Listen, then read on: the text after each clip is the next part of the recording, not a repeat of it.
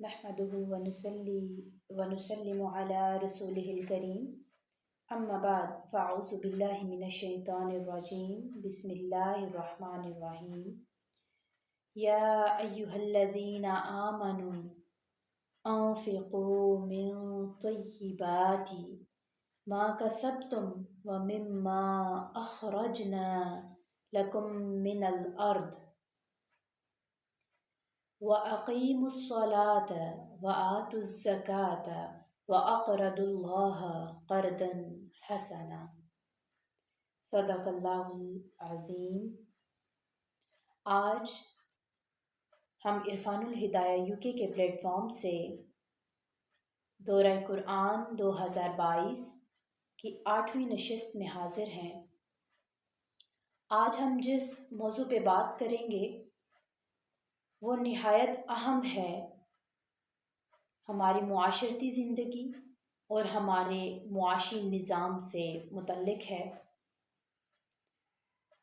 اور ارکان اسلام کا ایک اہم رکن بھی ہے، اور یہ موضوع جس کا ذکر قرآن پاک میں جب بھی نماز کا ذکر آیا اس کے ساتھ جڑا ہوا آیا۔ جب اللہ رب العزت فرماتا ہے اقیم الصلاۃ تو ساتھ ہی کہتا ہے آتوا الزکوٰۃ۔ تو یہ لفظ زکوٰۃ کیا ہے آج ہم جانیں گے۔ اللہ رب العزت نے 82 مقامات پر آتوا الزکوٰۃ فرمایا کہ زکوٰۃ ادا کرو۔ قبل اس سے کہ ہم اس پہ بات کریں، جو آیات مبارکہ میں نے آپ کے سامنے تلاوت کی، پہلی آیت سورہ البقرہ کی، یا ایھا الذین آمنو، اے ایمان والو، اے وہ لوگو جو ایمان لے کے آئے، انفقو، خرچ کرو۔ کیا خرچ کرو؟ من طیبات، پاکیزہ چیزوں میں سے خرچ کرو، ما کسبتم، جو تم کماتے ہو۔ اب جو بھی ہم کماتے ہیں، مال ہوتا ہے، وہ جو اگر مال ہے اس سے ہم کچھ بنا لیتے ہیں، یا سونا ہوتا ہے، یا چاندی ہوتی ہے، یا مویشی ہوتے ہیں، جانور جن کو، اور یا کوئی جائیداد بناتے ہیں۔ اور دوسری بات کیا کہی؟ وَمِمَّا، اور جو اخرجنا لکم من الارض، اور جو تمہارے لیے زمین سے نکالا جاتا ہے، مطلب کھیتی باڑی، جو زرعی پیداوار ہیں، فصلیں ہیں، جو اناج ہے، جو زمین سے اگتا ہے، ان میں سے خرچ کرو۔ اب ان میں سے خرچ کرنا، اور پھر اگلی آیہ مبارکہ جو میں نے آپ کے سامنے تلاوت کی سورہ المزمل کی، یہ آیا تھی، ترجمہ کچھ یوں ہے کہ وَأَقِیمُوا الصَّلَاةَ، نماز قائم کرو، وَآتُوا الزَّکَاةَ، اور زکوٰۃ ادا کرو، وَأَقْرِضُوا اللَّهَ قَرْضًا حَسَنًا، اور اللہ کو قرض حسن دیا کرو۔ اب یہ قرض حسنہ کیا ہے؟ یہ قرض حسن کیا ہے؟ قرض تو قرض ہوتا ہے، قرض حسن وہ ہوتا ہے جو کسی ضرورت مند کی، حاجت مند کی ضرورت کو مد نظر رکھ کے اس کو دیا جاتا ہے۔ تو اللہ رب العزت نے جو اس کی راہ میں خرچ کیا جائے اس کو اپنے ذمے قرض حسن کہا۔ اور اللہ رب العزت قرآن پاک میں کیا فرماتا ہے؟ سورہ الحدید میں کہا اللہ رب العزت نے ان المصدقین والمصدقات، بے شک صدقہ و خیرات کرنے والے مرد اور صدقہ خیرات کرنے والی عورتیں، وَأَقْرَضُوا اللَّهَ قَرْضًا حَسَنًا، اور جنہوں نے اللہ کو قرض حسنہ کے طور پر قرض دیا۔ کیا ہے ان کے لیے؟ یضاعف لہم وَلَهُمْ أَجْرٌ کریم، وہ جو انہوں نے صدقہ اور خیرات کیا، یضاعف، بڑھا دیا جائے گا، کئی گنا بڑھا دیا جائے گا، اور پھر وَلَهُمْ، اور ان کے لیے اجر کریم، بڑی عزت والا ثواب ہے، اجر ہے۔ یہ صدقہ و خیرات کرنے والے مردوں کے لیے اور عورتوں کے لیے، کہ ایسا نہیں کہ صرف یہ مرد ہی کریں گے، بلکہ عورتیں بھی صدقہ و خیرات کرنے والی ہیں، تو وہ اللہ رب العزت نے کہا اگر وہ میری راہ میں کرتی ہیں تو وہ مجھے قرض حسن دیتی ہیں، اور قرض حسنہ جو ہوتا ہے وہ اللہ رب العزت جو اس کے ذمہ ہے وہ اسے کئی گنا بڑھا دے گا، اور پھر اس کو بھی کئی گنا بڑھا دے گا، اور ساتھ میں آپ کے اجر میں عزت والا اضافہ بھی کرے گا۔ آج جو ٹاپک ہے زکوٰۃ، بیسیکلی یہ زکوٰۃ ہے کیا؟ زکوٰۃ ایک عمل ہے۔ کیسا عمل ہے؟ زکوٰۃ مالی عبادت ہے، جس طرح نماز بدنی عبادت ہے تو اس طرح سے زکوٰۃ مالی عبادت ہے۔ جیسا میں نے بالکل شروع میں کہا آغاز میں کہ ارکان اسلام کا ایک بنیادی اور اہم رکن ہے زکوٰۃ، جسے صدقہ واجبہ بھی کہتے ہیں، اور شریعت میں ہر صاحب نصاب کو اپنے محسوس مال کے اوپر شرائط کے ساتھ مصارفین نے زکوٰۃ کو جب ان کا حق دیا جاتا ہے تو اس کو زکوٰۃ کہتے ہیں۔ آسان لفظوں میں اگر آپ مالدار ہیں تو صاحب نصاب ہیں۔ ہم آج کے اس موضوع کو سمجھنے کے لیے، زکوٰۃ کو سمجھنے کے لیے 4 اہم چیزوں کو سمجھیں گے۔ سب سے پہلے اشیائے زکوٰۃ، وہ کون سی چیزیں ہیں، وہ کون سا مال ہے جس پر زکوٰۃ دی جائے گی۔ دوسرے نمبر پہ ہم دیکھیں گے نصاب زکوٰۃ، کہ وہ جو چیزیں ہیں، وہ جو مال ہے، ان کی خاص کیا مقدار ہے کہ اس مقدار پہ پہنچنے کے بعد ہم پہ زکوٰۃ فرض ہو جاتی ہے۔ تیسرے نمبر پہ ہم دیکھیں گے شرائط زکوٰۃ، زکوٰۃ دینے کے لیے کچھ شرطیں ہیں، اگر تو ہم ان پہ پورا اترتے ہیں تو ہم وہ زکوٰۃ دیں گے۔ چوتھی چیز مصارف زکوٰۃ، اب جب زکوٰۃ ہمیں پتہ ہے کہ ہم نے دینی ہے تو دینی کس کو ہے، کس پہ صرف کرنی ہے، ہم ان کا ذکر کریں گے اور ان کو دیکھیں گے، سمجھیں گے۔ یہ 4 چیزیں سمجھنے سے ہم زکوٰۃ کے اہم بنیادی مسائل کو سمجھنے کے قابل ہو جائیں گے انشاءاللہ۔ لغوی اعتبار سے زکوٰۃ کے 2 معنی ہیں۔ ایک یہ معنی ہے پاکیزگی، طہارت، پاک صاف ہونے کے ہیں، پاک کرتی ہے زکوٰۃ، آپ کے مال کو پاک کرتی ہے، آپ کو پاک کرتی ہے، آپ کے اعمال کو پاک کرتی ہے۔ دوسرا معنی ہے بڑھنے کا، بالیدگی کا، کہ زکوٰۃ کا معنی ہے وہ بڑھاتی ہے، بڑھانے والی چیز ہے۔ زکوٰۃ بیسیکلی ایک عمل ہے جو آپ کے مال کو پاک کرتا ہے اور مال کو بڑھاتا ہے۔ ظاہری طور پہ اگر دیکھا جائے تو اگر آپ کے زکوٰۃ، جس چیز پہ بھی زکوٰۃ دیتے ہیں، زکوٰۃ دینا تو اس طرح کہ اپنے مال میں سے کچھ حصہ کسی کو دے دینا، ظاہری طور پہ تو ایسے لگتا ہے جیسے آپ کا مال کم ہوا ہے، لیکن ہم مسلمان ہیں اور ہمارا عقیدہ ہے اللہ رب العزت ہمارے جو ہم اس کی راہ میں دیتے ہیں اس کو کئی گنا بڑھا دیتا ہے، اور ہم یہ بھی جانتے ہیں کہ کہیں ہمیں مقامات پہ پڑھنے کو سننے کو ملتا ہے کہ 10 گنا بڑھا دیتا ہے، اور کہیں پہ اس نے تعداد مقرر نہیں کی، اس نے کہا کئی گنا بڑھا دیتا ہے۔ جس طرح آپ کے سامنے میں نے ایک سورہ حدید کی آیا مبارکہ پڑھی کہ کئی گنا بڑھا دیتا ہے، تو وہ ہر ایک انسان کے اعتبار سے، اس کے حالات اور معاملات کے اعتبار سے یہ اس کا اطلاق مختلف ہوتا ہے۔ ہم لوگ زکوٰۃ کے اہم بنیادی مسائل کی طرف جانے سے قبل یہ دیکھ لیتے ہیں کہ زکوٰۃ دینا کیوں ضروری ہے، زکوٰۃ دینے میں کیا حکمت ہے، زکوٰۃ کی فضیلت کیا ہے، کیا اگر ہم زکوٰۃ نہیں دیں گے تو کیا اس پہ کوئی وعید بھی ہے، کوئی سزا بھی ہے، اور اگر ہم دیتے ہیں تو کیا کوئی فائدہ بھی ہے۔ تو سب سے پہلے تو اگر آپ صاحب نصاب ہیں تو آپ پہ زکوٰۃ فرض ہے، اور فرض وہ عبادت ہے جو ہر حال میں کرنی ہے، اس کی معافی نہیں ہے، اس کی چھوٹ نہیں ہے، اس کی پکڑ ہے۔ اور جو ہمارا معاشرہ ہے، معاشرے کی تشکیل جو ہوتی ہے اس میں نظام معیشیت، جو یہ اکنامک سسٹم ہوتا ہے، یہ بنیادی اہمیت کا حامل ہے۔ اگر ایسا نہ ہو تو یہ جو پیسہ ہے یہ تو امیروں کے پاس رہ جائے، امیر ہی سرمایہ کاری کریں، انہی کی انکم بڑھے، تو غریب کو کہاں سے ملے گا؟ تو یہ جو نظام معیشت ہے اس میں زکوٰۃ کی ایک اہمیت ہے کہ زکوٰۃ کیا ہے؟ جو امیر طبقہ ہے وہ اپنے مال کا کچھ حصہ ان لوگوں کو دیتا ہے جو ان کے ساتھ سروائیو کر سکے۔ اگر غریب طبقہ ہی ختم ہو جائے گا، صرف امیر طبقہ، وہ تو اکیلا سروائیو نہیں کر سکتا۔ تو کہا یہ جاتا ہے کہ جو نظام معیشت ہے اس میں یہ انسانی جسم میں خون کی مانند ہے، اگر یہ صرف دل میں جمع ہو جائے یا کسی اور ایک عضو میں جمع ہو جائے اور باقی جسم کو نہ ملے تو پھر وہ جسم خراب ہو جائے گا، اپاہج ہو جائے گا، وہ نہیں چل سکتا۔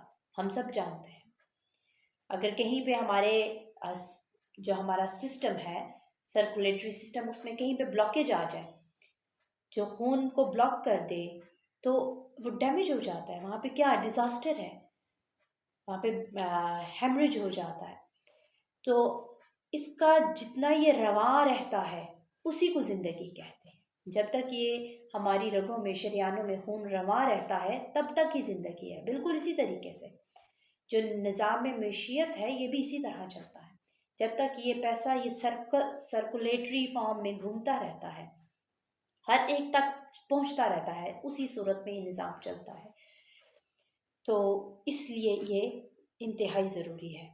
حضرت ابو بکر صدیق رضی اللہ عنہ کے دور میں کچھ کلمہ گو مسلمان تھے، ان سے جہاد کیا انہوں نے، وہ صرف ایک وجہ تھی، انہوں نے کہا کہ میں زکوٰۃ اور باقی عبادات دونوں کو ساتھ لے کے چلوں گا۔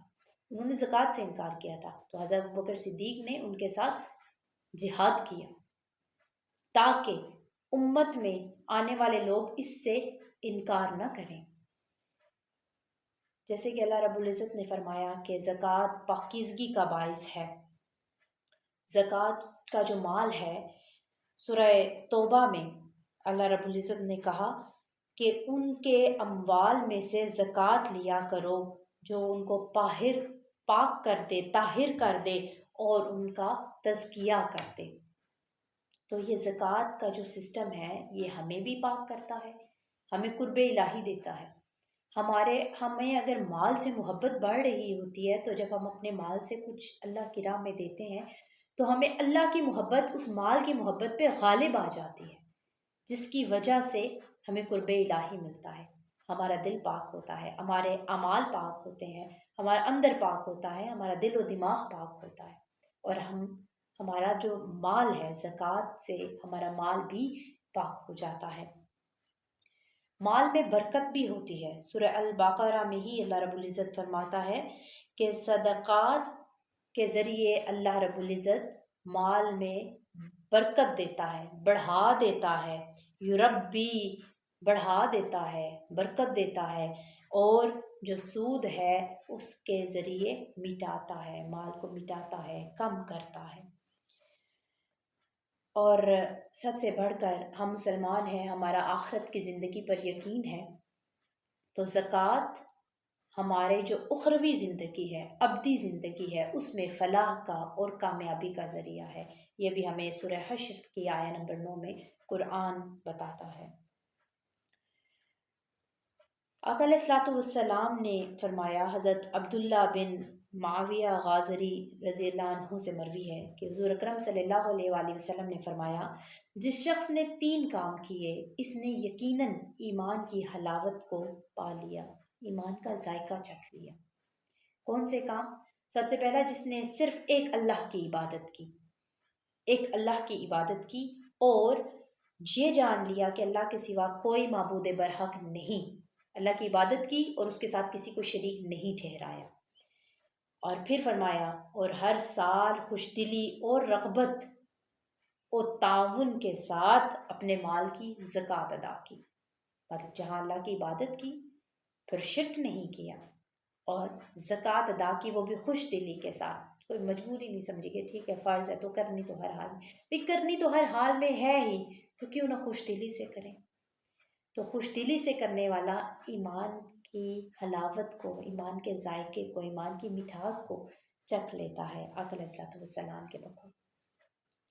اور حضرت معاذ بن جبل رضی اللہ عنہ سے مروی ہے کہ حضور نبی اکرم صلی اللہ علیہ وآلہ وسلم نے فرمایا الصدقۃ تطفئ الخطیئہ، کہ جو صدقہ ہے وہ گناہوں کو بجھا دیتا ہے، مٹا دیتا ہے۔ اور مثال کیا کہا، کما جیسا کہ یطفئ الماء النار، جس طرح ماء پانی، النار نار آگ کو بجھا دیتا ہے، جس طرح پانی آگ کو ٹھنڈا کر دیتا ہے، بجھا دیتا ہے، اسی طریقے سے صدقہ گناہوں کی وجہ سے جو آگ تپے گی اس کو بجھائے گا، گناہوں کو مٹائے گا صدقہ۔ اس وجہ سے صدقہ ہماری دینی، دنیاوی اور اخروی زندگی کے لیے اہم ترین ہے۔ اب ہم دیکھتے ہیں کہ وہ کون سی اشیاء ہیں جن پر صدقہ، زکوٰۃ ہم پہ فرض ہوتی ہے۔ اس میں دو چیزیں ہیں، ایک زکوٰۃ ہے اور ایک عشر ہے۔ جیسے میں نے پہلی آیہ مبارکہ تلاوت کی آپ کے سامنے، انفقوا من طیبات، طیب چیزوں میں سے خرچ کرو، پاکیزہ چیزوں میں سے، حلال چیزوں میں سے خرچ کرو، ما کسبتم جو کچھ تم کماتے ہو، ومما اخرجنا لکم من الارض، اور جو کچھ زمین سے نکالا جاتا ہے تمہارے لیے، جو بھی تمہارے لیے زمین سے نکلتا ہے، وہ ہم نے پہلے بھی بات کی کہ وہ زمین سے اگنے والا اناج ہے، پھل ہے، سبزیاں ہیں، وہ تمام زرعی پیداوار، زراعت، فصلیں، ان کے اوپر عشر ہوتا ہے۔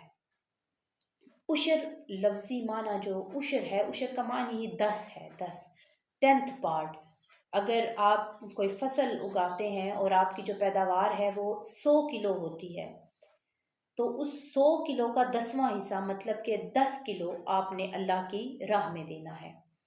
اس میں بھی شرائط ہیں۔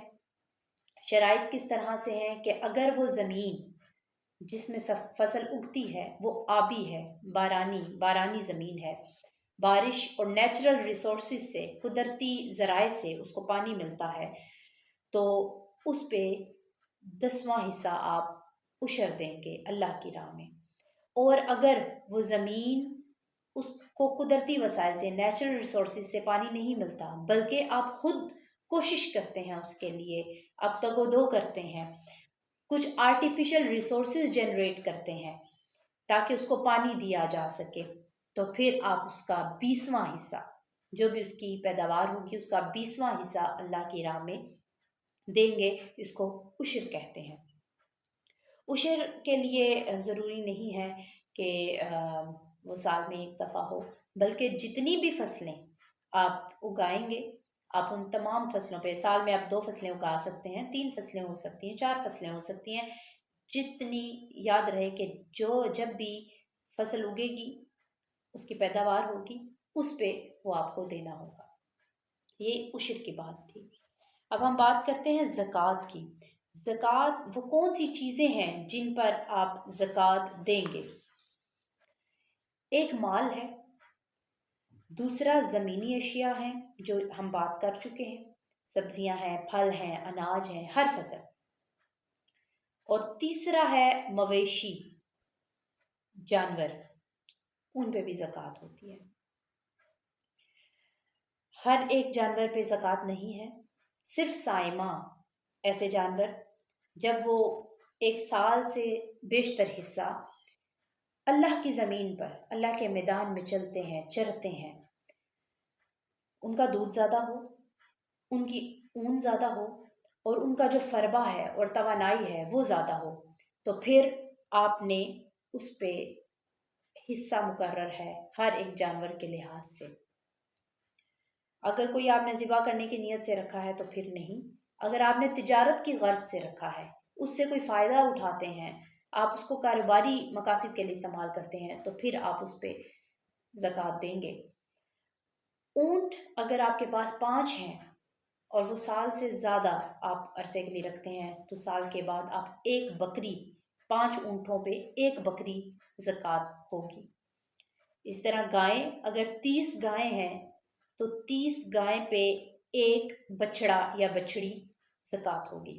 اگر یہ گائیں 30 سے 40 ہو جاتی ہیں تو پھر 2، اور اسی طرح سے یہ آگے بڑھتا جائے گا۔ اب بکریاں اگر آپ نے رکھی ہیں تو بکریاں 40 بکریاں اگر آپ کے پاس ہیں، 40 سے لے کر 120 تک، تو پھر ایک بکری آپ سال کے بعد اس پہ زکوٰۃ دیں گے۔ اور اگر 120 سے زائد ہو جاتی ہیں، 120 سے لے کے 200 تک، تو پھر آپ 3 بکریاں زکوٰۃ دیں گے۔ یہ مویشیوں کی بات تھی۔ ایک ہم نے بات کی زمینی اشیاء کی، اگر آپ سبزیاں اگاتے ہیں، پھل اگاتے ہیں، اناج اگاتے ہیں۔ دوسری ہم نے بات کی مویشیوں کی، جانوروں کی۔ اب تیسری بات مال، یہ بہت ہم سے موسٹ ریلیونٹ ہے۔ مال کے اندر ہمارے پاس یا سونا ہوگا، یا چاندی ہوگی، یا نقدی ہوگی، نقد کیش اماؤنٹ ہوگی۔ کیش اماؤنٹ کی صورتیں ہو سکتی ہیں، جیسے کچھ لوگ پرائز بونڈ لے کے رکھ لیتے ہیں، پرائز بونڈ بھی کیش میں ہی شمار ہوگا۔ بینک میں جو آپ بیلنس رکھتے ہیں وہ بھی نقدی کے اندر ہی شمار ہوگا۔ اور ایسا سامان تجارت یا مال تجارت، ایسا سامان جو آپ نے خرید کے رکھا ہے اس نیت کے ساتھ کہ اس کو آپ سیل آؤٹ کریں گے، تجارت کریں گے، کاروبار کریں گے اس سے، اور وہ گھر یا وہ پلاٹ جو آپ نے اس نیت سے لیا ہے کہ وہ سرمایہ کاری کی ہے یا کاروباری مقاصد کے لیے اس کو استعمال کرتے ہیں۔ یاد رہے، رہائشی مکان، آپ کا جو رہائشی مکان ہے جس میں آپ رہتے ہیں، جس سے آپ کی کوئی ارننگ نہیں ہے، اس پہ زکوٰۃ نہیں ہے۔ اب اس مال کے اندر ہم نے 5 چیزیں دیکھی ہیں۔ سب سے پہلے سونا۔ سونا اگر اس کی مقدار 7.5 تولے ہوگی، اگر تولہ میں دیکھیں 7.5 تولے، گرامز میں دیکھیں آپ، اگر گرام 87.48، راؤنڈ آف کریں 88 گرامز اگر آپ کا سونا ہوگا تو آپ اس پہ 40واں حصہ زکوٰۃ دیں گے، اور 1 سال تک وہ آپ کی ملکیت میں رہے تو جو بھی مالک ہوگا اس نے وہ زکوٰۃ دینی ہوگی۔ 1/40 پارٹ جو بھی جتنا بھی آپ کے اماؤنٹ ہے، 7.5 تولے سے کم ہوگا تو اس پہ زکوٰۃ نہیں ہے۔ اسی طرح اگر چاندی ہے، 52.5 تولے چاندی، اگر اس کو گرامز میں کنورٹ کریں تو 612 گرام، 12.36 گرامز، تو 612 گرام اگر چاندی ہے آپ کے پاس تو آپ نے اس پہ زکوٰۃ دینی ہے۔ اگر اس سے کم ہے تو زکوٰۃ نہیں ہوگی۔ اسی طرح سونا اور چاندی کی مالیت کے برابر، چاہے سونے کی آپ مالیت کریں 7.5 تولہ سونا، چاہے 52.5 تولہ چاندی، جو بھی اس کا اس وقت ریٹ ہوگا اس کے برابر اگر آپ کے پاس کیش اماؤنٹ ہے، آپ کے پاس پیسے ہیں، وہ کسی بھی کرنسی میں ہو سکتے ہیں، تو اس کے اوپر آپ کی زکوٰۃ ہے۔ زکوٰۃ کتنی ہے؟ 2.5%، وٹ ایور یو ہیو، جو بھی آپ کے پاس ہے، سونا ہے، چاندی ہے، یا نقدی ہے، یا کوئی سامان تجارت ہے، اس کی جو اماؤنٹ ہے۔ سامان تجارت کے لیے بھی سیم فارمولا، جو اس وقت سونے اور چاندی کی قیمت ہے ان دونوں میں سے کسی ایک کی قیمت آپ کریں گے، اگر سامان کی قیمت ملائیں اور اتنی بن جائے تو اس پہ آپ کو زکوٰۃ دینی ہے۔ اسی طریقے سے جو آپ فرض کریں کوئی آپ نے زمین لی ہے اور اس پہ گھر بنایا اور وہ گھر کرائے پہ دیا، تو 1 سال آپ اس سے کرایہ لیتے ہیں۔ اگر آپ 1 لاکھ روپے کرایہ لیتے ہیں اور وہ آپ سال کے بعد 12 لاکھ روپے بنتا ہے، تو وہ جو 12 لاکھ ہے وہ آپ کی آمدن ہے۔ وہ جو آمدن ہے اس گھر پہ، اس آمدن کے اوپر زکوٰۃ ہوگی۔ اگر وہ ایکسیڈ کرتی ہے 7.5 تولہ سے، 7.5 تولہ سونے کی قیمت سے یا 52.5 تولہ چاندی کی قیمت سے ایکسیڈ کرتی ہے تو اس پہ آپ کو زکوٰۃ دینی ہے۔ اگر آپ کے ذہن میں کوئی سوال ہو تو آپ وہ سوال کر سکتے ہیں، کمنٹ باکس میں آپ کوشچن کر سکتے ہیں۔ آپ ہماری دورہ قرآن کی جو ٹیم ہے، عرفان الہدایہ UK کی ٹیم، اس سے بھی کانٹیکٹ کر سکتے ہیں۔ ہم نے سونے کا ذکر کیا، چاندی کا ذکر کیا، نقدی کا ذکر کیا، سامان تجارت کا ذکر کیا، اور ہم نے گھر یا وہ ہم کوئی شاپ بنا سکتے ہیں جو ہم کاروباری مقصد کے لیے استعمال کرتے ہیں، ہم رینٹ آؤٹ کر رہے ہیں یا سرمایہ کاری کر رہے ہیں، کہیں پہ پلاٹ لے کے سرمایہ کاری کر رہے ہیں، تو اس پہ ہماری زکوٰۃ ہوگی۔ یہ 5 چیزیں ہم نے ڈسکس کی۔ 2.5% یا 1/40 part, 40th part of that جو کچھ بھی ہوگا اس کا 40واں حصہ، اپنے مال کا 40واں حصہ اللہ کی راہ میں خرچ کریں گے۔ زمینی اشیاء پہ ہم 10واں حصہ عشر، اگر وہ بارانی ہے، اور اگر وہ آرٹیفیشل ریسورسز سے اس کو پانی دیتے ہیں تو پھر اس پہ 20واں حصہ ہوگا، اور مویشیوں کا بھی ہم نے ذکر کیا۔ اب شرائط کیا ہے زکوٰۃ دینے کے لیے؟ سب سے پہلی شرط ہے مسلمان ہونا۔ اگر آپ مسلمان ہیں تو آپ پہ زکوٰۃ فرض ہے، تو آپ زکوٰۃ دیں گے۔ عاقل ہونا، بالغ ہونا۔ اگر کوئی نابالغ بچہ ہے، اس کی مال جائیداد ہے، تو وہ اس پہ زکوٰۃ نہیں دے گا۔ جب وہ سن بلوغت کو پہنچے گا اس کے بعد وہ اس پہ زکوٰۃ دے گا۔ سال کا مکمل ہونا ضروری ہے، یہ شرط ہے۔ اگر آپ کو تاریخ یاد ہے، چاہے وہ شمسی مہینوں کی، قمری مہینوں کی، کسی بھی طرح سے اگر آپ کو تاریخ یاد ہے، 1 سال مکمل ہونے کے بعد آپ زکوٰۃ دے دیں تو ٹھیک ہے۔ عموماً یاد نہیں ہوتا، اور بہت سارے لوگ جو ہیں وہ رمضان المبارک کے مہینے میں زکوٰۃ دیتے ہیں، تو اس میں کوئی مذائقہ نہیں ہے، آپ جب چاہے زکوٰۃ دے سکتے ہیں۔ شرط یہ ہے کہ سال عرصہ گزر چکا ہو، اور سال سے پہلے بھی دے سکتے ہیں، دوران سال بھی دے سکتے ہیں، اس نیت کے ساتھ کہ آپ زکوٰۃ دے رہے ہیں۔ اکٹھی یکمشت نہیں دے سکتے تو آپ ساتھ ساتھ بھی زکوٰۃ دے سکتے ہیں سال مکمل ہونے کے بعد، اور دوران سال بھی دے سکتے ہیں زکوٰۃ کی نیت سے۔ اور زکوٰۃ کی نیت آپ کی ہونا ضروری ہے، اگلے کو بتائیں یا نہ بتائیں دیٹ ڈیپینڈس۔ آپ کو مصارف زکوٰۃ جو ہے اس کا علم ہونا چاہیے کہ کن لوگوں پہ آپ یہ زکوٰۃ کا پیسہ صرف کر سکتے ہیں، یہ ضروری ہے۔ آپ اس پہ بالکل کلیئر ہونے چاہیے، تو پھر اس انسان کو جس پہ آپ صرف کر رہے ہیں اسے بتانا ضروری نہیں ہے۔ جہاں تک بات ہے عشر کی، وہ ہر ایک فصل پہ عشر ہوگا، یہ شرط ہے۔ اور وہ کون سے لوگ ہیں جن پہ زکوٰۃ نہیں آپ دے سکتے ہیں، جن پہ زکوٰۃ نہیں لگ سکتی؟ ایک آپ کے ہیں قریبی رشتہ دار، اور ایک ہیں قریبی تعلق دار۔ قریبی تعلق دار میں میاں اور بیوی ہیں، بیوی شوہر کو اور شوہر اپنی بیوی کو زکوٰۃ نہیں دے سکتا۔ قریبی رشتہ داروں میں 2 طرح کے رشتے ہیں، ایک وہ جن سے آپ پیدا ہوئے، آپ کے پیرنٹس، آپ کی والدہ، آپ کے والد، آپ کے دادا، آپ کی دادی، آپ کے نانا، آپ کی نانی، ان سے آپ پیدا ہوئے، آپ انہیں زکوٰۃ نہیں دے سکتے۔ ان کی ضروریات کا خیال رکھنا آپ کا فرض ہے اور ان کا حق ہے۔ اسی طریقے سے جو آپ سے پیدا ہوئے، وہ رشتے جو آپ سے پیدا ہوئے، ان کو بھی آپ زکوٰۃ نہیں دے سکتے۔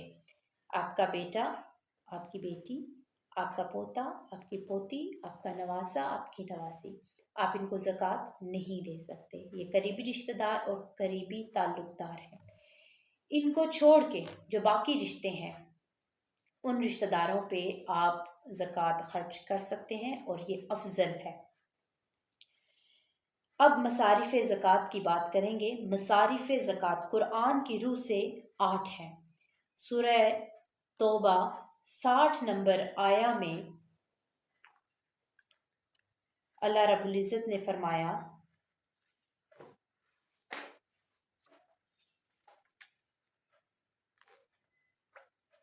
انما الصدقات للفقراء، بے شک جو صدقہ ہے، صدقات ہیں، پہلا للفقراء، فقراء کے لیے ہے، والمساکین، دوسرا اور مساکین کے لیے، مسکینوں کے لیے، والعاملین، اور عاملین کے لیے۔ میں ان کو بعد میں ایکسپلین کرتی ہوں کہ ان سے مراد کون لوگ ہیں۔ والعاملین علیہا، اس کے بعد چوتھا ہے والمؤلفات القلوبہم، تالیف قلب کے لیے، جن کی آپ تالیف قلب کرنا چاہتے ہیں ان کے لیے، چوتھا۔ اور پانچواں وفی الرقاب، اور غلاموں کی گردن چھڑانے میں، ان کو آزاد کرانے میں، والغارمین، اور قرض داروں کے لیے، وفی سبیل اللہ، اور اللہ کی راہ میں، اللہ کی راہ میں، وابن السبیل، اور سبیل راستے کو کہتے ہیں، ابن بیٹے کو، راستے کے بیٹے، مطلب کہ مسافر پہ زکوٰۃ آپ دے سکتے ہیں۔ یہ 8 مصارف قرآن کی روح سے سورہ توبہ آیا نمبر 60 میں واضح طور پر لکھے ہوئے ہیں۔ پھر اللہ رب العزت نے فرمایا فریدۃ من اللہ، یہ اللہ کی طرف سے فرض کیا گیا ہے، واللہ علیم حکیم، بے شک اللہ تعالیٰ علم والا ہے اور حکمت والا ہے۔ میں مصارف کو ایکسپلین کرنے سے پہلے آپ کو یہ بتانا چاہوں گی کہ اللہ رب العزت نے اپنی 2 صفات کا اس میں ذکر کیا، واللہ، بے شک اللہ تعالیٰ، علیم، علم والا ہے، کہ اللہ کو علم ہے جو کچھ اس نے پیچھے بتایا، جن پہ صرف کرنے کا کہا، اور آگے کہا حکیم، حکمت والا ہے، اس کے پیچھے حکمت کیا ہے اس پہ آپ کو شک نہیں ہونا چاہیے۔ تو اللہ کو علیم اور حکیم جانتے ہوئے ان 8 مصارف پہ خرچ کریں۔ آپ کو بالکل کلیئر ہونا چاہیے آپ جس پہ خرچ کر رہے ہیں وہ مصارف میں سے کوئی ایک ہو۔ سب سے پہلے فقراء کی بات ہوئی۔ فقراء وہ لوگ ہیں جن کے پاس مال ہوتا ہے لیکن نصاب سے کم ہوتا ہے، ٹھیک ہے، آپ ان کی لیونگ کو بہتر کرنے کے لیے ان کو زکوٰۃ دے سکتے ہیں۔ دوسرا مساکین وہ لوگ ہیں جو سوال نہیں کرتے، تنگ دست ہوتے ہیں، خستہ حال ہوتے ہیں، تو ان پر خرچ کر سکتے ہیں۔ عاملین وہ لوگ ہیں جو اس نظام زکوٰۃ کو مینیج کرنے والے ہیں، امپلائیز ہیں، ملازم ہیں، حکومت کی طرف سے انہیں ذمہ داری دی گئی ہے، تو وہ زکوٰۃ کا پیسہ ان کی تنخواہ کے لیے استعمال ہو سکتا ہے۔ چوتھے نمبر پہ تالیف قلوب کے لیے، یہ تالیف قلوب جو ہے مطلب لوگوں کا دل خوش کرنے کے لیے، مائل کرنے کے لیے اسلام کی طرف، نئے جو مسلمان ہوتے ہیں ان کو خرچ کرنے کے لیے، تاکہ وہ تنگ دستی کی وجہ سے، کیونکہ جیسے ہی وہ اپنے مذہب کو چھوڑتے ہیں تو ان پہ ان کے جو اپنے ساتھی ہوتے ہیں، رشتہ دار ہوتے ہیں، ہم مذہب ہوتے ہیں، وہ ان سے پیچھے ہو جاتے ہیں، کنارہ کشی کر لیتے ہیں۔ تو اکثر لوگ مجھ سے ملے، ان لوگوں کا جو فیملی بزنس تھا اس میں سے بھی وہ نکل جاتے ہیں، ختم ہو جاتے ہیں، ایون ان کے گھر بار ان سے لے لیے جاتے ہیں۔ تو وہ جو نئے مسلمان ہیں ان کی تالیف قلب کے لیے بھی یہ زکوٰۃ استعمال کی جا سکتی، تاکہ وہ کسی پریشانی کی وجہ سے واپس اپنے مذہب میں نہ لوٹیں۔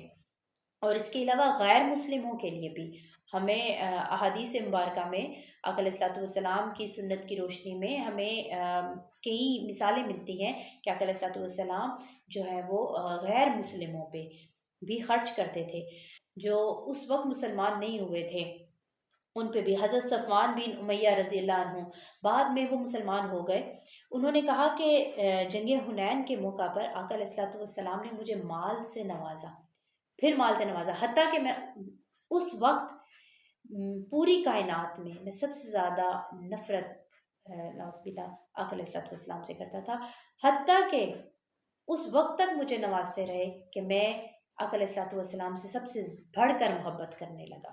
تو وہ انہوں نے دائرہ اسلام میں وہ داخل ہو گئے تھے۔ تو ہمیں بے شمار ایسی مثالیں ملتی ہیں۔ تو غیر مسلموں پہ بھی اگر وہ تنگ دست ہیں، ہو سکتا ہے آپ کے ہمسائے ہوں، ان پہ بھی آپ زکوٰۃ کو خرچ کر سکتے ہیں۔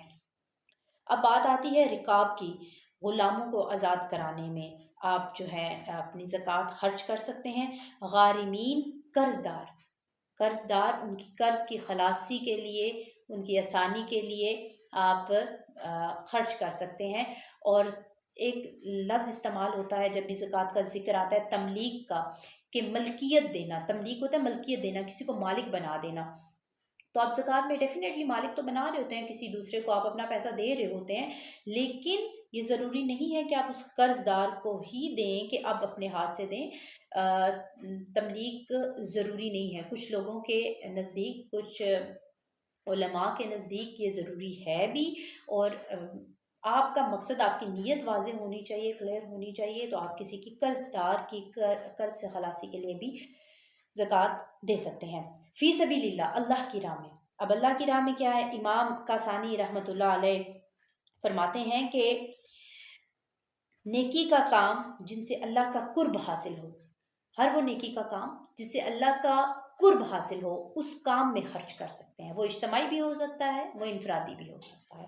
اس پہ زکوٰۃ آپ کی لگ سکتی ہے، آپ اس پہ زکوٰۃ جو ہے زکوٰۃ کا پیسہ استعمال کر سکتے ہیں. اب آخری 8واں مصارف جو ہے وہ ابن سبیل، مسافر امام کاسانی رحمۃ اللہ علیہ فرماتے ہیں کہ وہ شخص جس کے وسائل اور اسباب، اس کا گھر ٹھکانہ اور مال اگر اس کے پاس ہے، صاحب حیثیت ہے، لیکن سفر میں ہونے کی وجہ سے اس کی دسترس سے باہر ہو، تو اس وجہ سے اب اس کی دسترس میں نہیں ہے، وہ سفر میں ہے اور وہاں پہ اس کو حاجت پیش آ گئی ہے، تو آپ اپنی زکوٰۃ کا مال اس پہ خرچ کر سکتے ہیں. یہ 8 مصارف زکوٰۃ تھے. آج کا میں یہ موضوع ختم کروں گی ایک بہت ہی خوبصورت حدیث مبارکہ سے. حضرت جابر رضی اللہ عنہ بیان فرماتے ہیں کہ رسول اللہ صلی اللہ علیہ وآلہ وسلم نے فرمایا، جو مسلمان کوئی پودا اگاتا ہے، دیکھیں ہمارا کتنا خوبصورت دین ہے کہ کوئی مسلمان پودا اگاتا ہے تو اس درخت میں سے، اس نے پودا لگایا، درخت ہوا، اس درخت میں سے جو کچھ کھایا جائے، اگر وہ پھلدار درخت ہے، جو کچھ کھایا جائے وہ اس کی طرف سے صدقہ ہو جاتا ہے. اب اس مسلمان کو علم ہے یا نہیں ہے، اس کی طرف سے صدقہ ہو جاتا ہے. آگے فرمایا جو کچھ اس سے چوری ہو وہ بھی اس سے صدقہ ہو جاتا ہے. پھر فرمایا جو درندے کھا لیں وہ بھی اس سے صدقہ ہو جاتا ہے، اور جو کچھ پرندے کھائیں وہ بھی اس سے صدقہ ہو جاتا ہے، اور جو شخص اس میں سے کم کرے گا وہ اس کا صدقہ ہو جائے گا. تو اتنا خوبصورت دین جو مسکرانے کو بھی صدقہ کہتا ہے، اور جو درخت لگا کے اب لگانے والے کو علم نہیں ہے کہ اس کا پھل کیسے استعمال ہو رہا ہے تو اس پہ بھی صدقہ ہو جاتا ہے. اللہ رب العزت سے دعا ہے جو بھی ہم نے آج پڑھا، سنا، سمجھنے کی کوشش کی، اس میں جو بھی غلطی کوتاہی جانے انجانے بے ادبی ہو گئی ہو تو اللہ رب العزت ہمیں معاف کرے اور ہماری اس چھوٹی سی کاوش کو اپنی بارگاہ الہی میں قبولیت کا درجہ عطا فرمائے. السلام علیکم.